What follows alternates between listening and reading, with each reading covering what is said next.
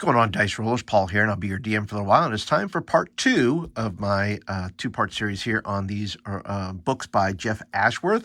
Last time I showed you the non-player character book, and I'll put a link, if this is your first time here, I'll put a link up there that you can get to this, that video about the non-player characters, also a great book.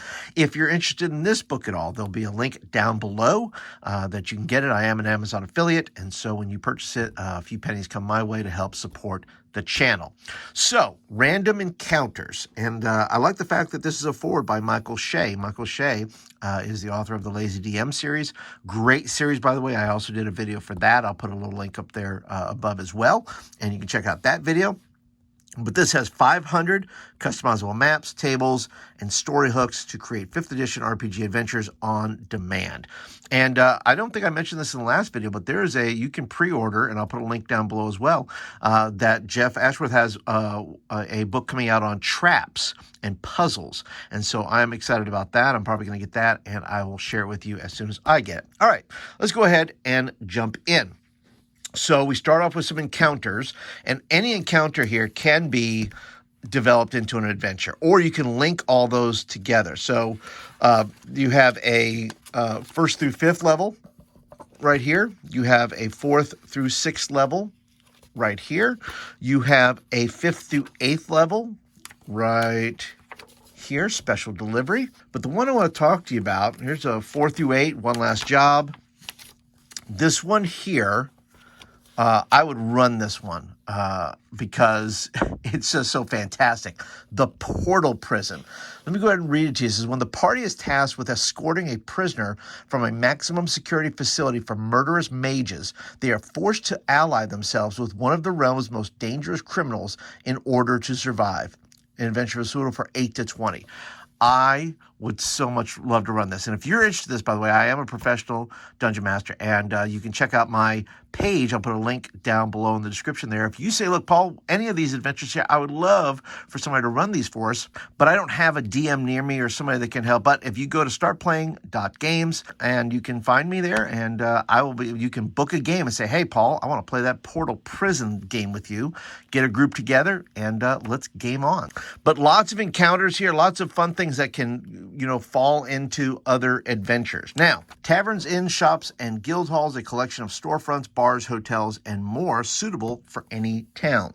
So they give you some great looking maps here that you can use.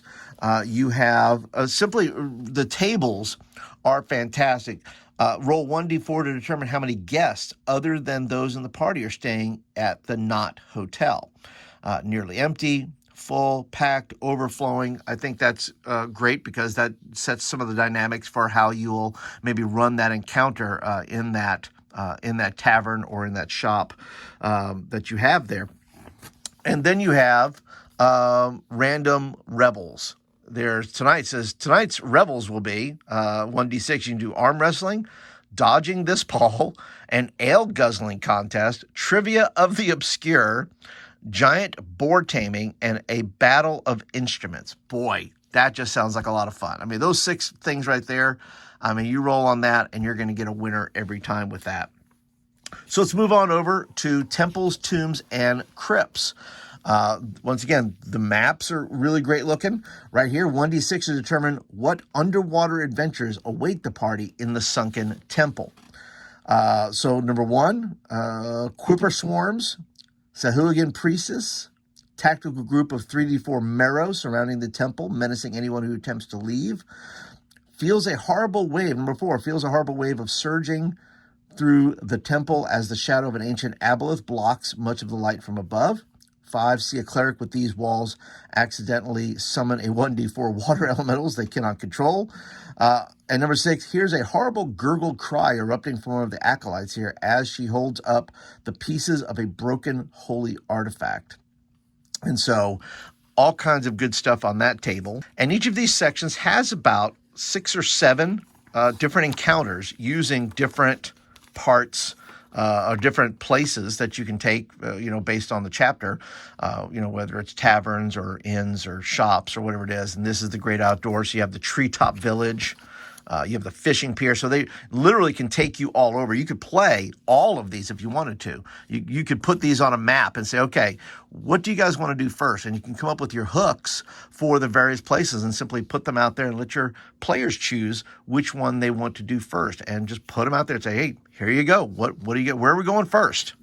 Let's move on to the back here. So let's take a look at the randomized tables featuring more variants than a mid-max blog. And there's lots of things you can roll up in here. Age and intelligence, hair and build. You can do this for your own character. It doesn't have to be for an NPC, but you could do this for your own character. And then you have names, descriptions, and deeper desires.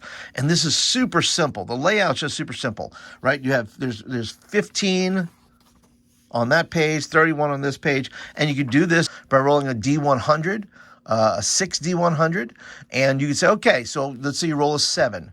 First name is Balin Noose Chaser, with a round face and rosy cheeks, who thinks they're possessed by a vengeful warrior and has lost the will to live. They have 73 copper pieces painted to look like 73 platinum pieces, a small jar of platinum paint. So what if you found this guy, Balin, just running around? I mean, he's just painted himself in maybe gold paint, and he thinks that he's this warrior. Now, whether he is or not, that is the mystery that the party has to solve. Maybe he is, maybe he's not, but that becomes a great just little plot hook that you can pull out and say, okay, here's this guy in the middle of the street, and what do you want to do with him? Then if you turn the page here, you have, once again, more, just rolling your D100, all kinds of, you got first, last, brief description. And then right here, you have the adventure-specific category tables. So random shops and guilds tables. So you got the mini market, you got the caravan, Gant's Alchemy Emporium, the town tailor. You have the random taverns and inns table, random residences, random tavern generator, which is great. You just roll the D100, and maybe you're going to go, number 9 is Itchy, and then you have number 47, the Itchy Helm. That's making me itchy just talk about it. Then you have Tavern Vibe variants. So maybe it's, let's see, you roll 75, the Wonderful, and 86, the Wonderful Crow. The Wonderful Crow. Then you decide whether this place is deserted, or packed with friendlies, or oddly quiet, or full of angry, rowdy guests who have all been overserved. Well, that number 4, of course, is what you want, right? It's what you want your party walking into. So let's say one of your player characters picks up a magic item, and whoops, it may be cursed. So let's say number 8 coughs up 1d4 dragonflies each time they speak. or trips and falls flat on their face with every 15 steps they take. Wow, that'd be kind of rough. Number 1, must speak in rhymed couplets or take 1d4 plus psychic damage each time they talk. Oh no, that could be hazardous, but I think that would be pretty funny. Then you have the party makeup maker.